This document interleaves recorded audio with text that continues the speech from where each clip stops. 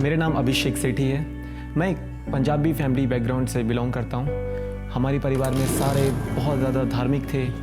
ऐसे एक परिवार में मेरा जन्म हुआ। मैंने देखा मेरे पापा का जीवन, मेरी मम्मी का जीवन, मेरे परिवार का जीवन कुछ भी अच्छा नहीं था।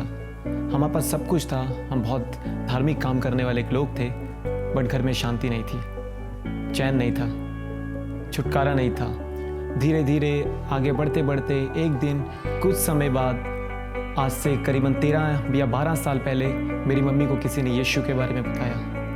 मेरी मम्मी ने यीशु के नाम को जाना, यीशु के नाम को बस जाना, उस पर ज़्यादा विश्वास नहीं किया। उनको लगा कहीं ना कहीं वो चर्च जाना शुरू हुआ, चर्च जानी शुरू हुई, उन्होंने प्रार्थना करना शुरू करा, लेकिन उनको कुछ बदलाव दिखा नहीं। जब देखा पापा का जीवन बहुत ज़्यादा पाप की ओर जा रहा था, पापा बिल्कुल नशे में थे, पूरा घर बर्बाद होने वाला था।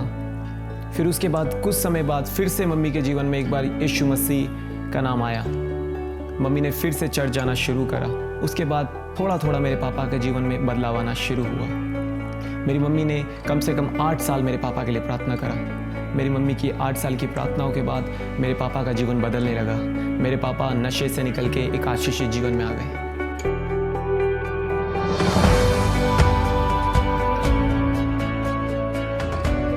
लेकिन मेरे परिवार में मेरी मम्मी और पापा मुझसे बहुत प्यार करते थे। उन्होंने मुझे अच्छे स्कूल में पढ़ाया, अच्छी स्टडीज़ दी, जितना वो दे सकते थे उन्होंने मेरे लिए किया। लेकिन वो सब मेरे लिए पूरा नहीं था। मुझे और ज़्यादा पाने की और ज़्यादा चाहत थी। सब बातों की एक ज़ील लेके मैं चलता था कि हाँ, मुझे ये भी चाहिए, मुझे वो भी चाहिए। मैं 10th क्लास में था, तब मैंने सारे गलत काम करने शुरू किए। मैंने बाहर जाके लोगों को मारना शुरू करा, उनसे पैसे छीनने शुरू करे, और कम से कम 16 साल की उम्र में मैं एक गैंग में शामिल हो गया था। मेरे सोचने से पहले, मेरे समझने से पहले कि मेरे साथ क्या हो रहा है, मुझे पता नहीं चला था। मेरा जीवन एकदम स्पॉइल्ड हो गया था, सब कुछ खत्म हो गया था। लेकिन उसके बीच में मेरी मम्मी एक प्रार्थना करने वाली एक स्त्री थी। मेरी मम्मी ने मेरे लिए 4 साल प्रार्थना करी। उस प्रार्थना के दौरान मेरी मम्मी कलीसिया आया करती थी, प्रार्थना करती थी, वचन पढ़ती थी। हमारे घर पे पासवान आया करते थे, लेकिन मुझे उन बातों से कोई फ़र्क नहीं पड़ता था, क्योंकि मैं अपने जीवन में अपनी बातों में व्यस्त था। पहले मैंने अपने घर को समस्याओं में देखा, अपने परिवार को समस्याओं में देखा, लेकिन एक दिन मैं खुद एक बहुत बड़ी समस्या में पड़ गया। ये सारे गलत काम करने के बाद एक दिन मुझे पुलिस ने पकड़ा। पुलिस ने जब मुझे पकड़ा तो मैं डरा नहीं। मुझे पता था मेरे घर वाले आके मुझे छुड़ा लेंगे। और वैसा ही हुआ। जब पहली बार मुझे पुलिस ने पकड़ा, मेरे घर वाले आए, उन्होंने मेरी सपोर्ट करी और मुझे छुड़ा के ले गए। मेरे मन में जो आता था मैं करता था। इवन मैं अपने घर से, अगर मेरा मन करता है घर छोड़ने का, तो मैं एक महीना घर नहीं आता था। फिर से मुझे एक दिन ऐसा ही किसी केस में फिर से पुलिस ने अरेस्ट किया। तो मैंने अपने घर पे कॉल किया, मेरे मम्मी पापा आए, मेरा परिवार आया, वो आए, मुझे छुड़ा के ले गए। तो मुझे कहीं भी अफसोस नहीं था, कहीं भी डर नहीं था, क्योंकि मैं जानता था मैं कहीं भी जाऊँ मुझे मेरा परिवार बचा लेगा, मुझे मेरे दोस्त बचा लेंगे। लेकिन एक समय ऐसा आया जब मुझे तीसरी बार पुलिस ने अरेस्ट किया। उस समय मुझे बचाने वाला कोई भी नहीं मिला, क्योंकि उस समय मुझे पुलिस वालों ने नहीं, स्पेशल स्टाफ ने अरेस्ट किया। वो मुझे एक ऐसी जगह पे ले गए जहाँ पे ना तो कोई लाइट थी, ना तो कुछ था। उस दिन मुझे समझ आया, जब मेरे पापा, मेरी मम्मी, मेरा परिवार, मेरा फैमिली बैकग्राउंड मुझे छुड़ा नहीं पाया, क्योंकि हर एक मनुष्य की एक सीमा होती है। इस बात को मैंने उस दिन जाना। जिस समय मैं जेल में गया, उस समय मैं सिर्फ 17 साल का था।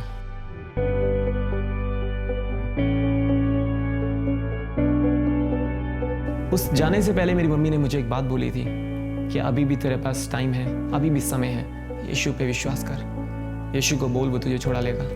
लेकिन कहीं ना कहीं मेरे मन में वो बात उस समय आई जब मैं अकेला बैठा था, जब मेरे साथ कोई भी नहीं था।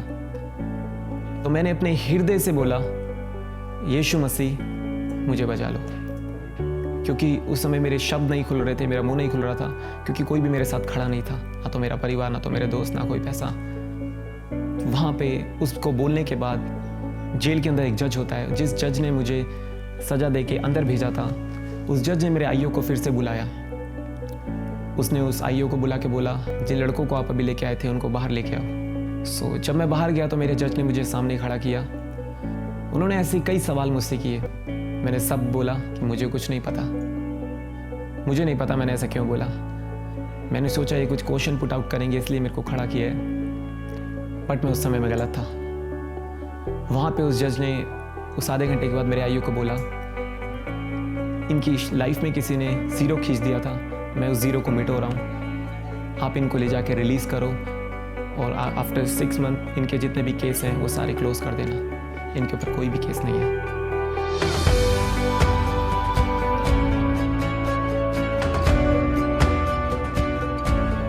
उस समय वहाँ पे मैंने यीशु मसीह को, उसकी शक्ति को अपने जीवन में अनुभव करा, जिसका नाम मेरे मुंह से नहीं निकलता था। मैंने अपने हृदय से बस उसका नाम लिया, उसने मुझे उन सारी बातों से छुड़ा लिया।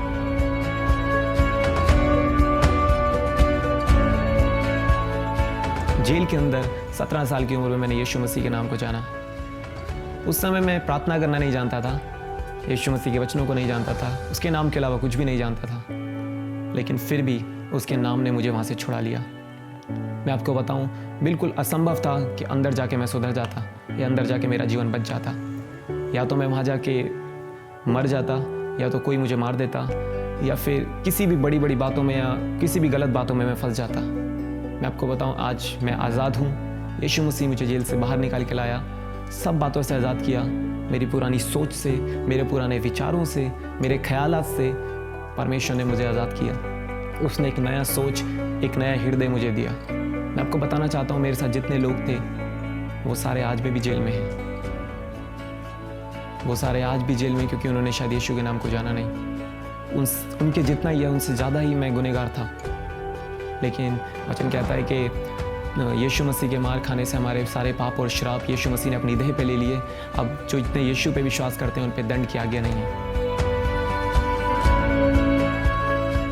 मुझे देख रहे सारे बहन भाइयों से मैं आपसे बताना चाहता हूँ कि यीशु मसीह में सारी बातों की आशीषें हैं, छुटकारा है, आज़ादी है और खुशियाँ हैं। प्रभु आपको आशीष करे। आमीन।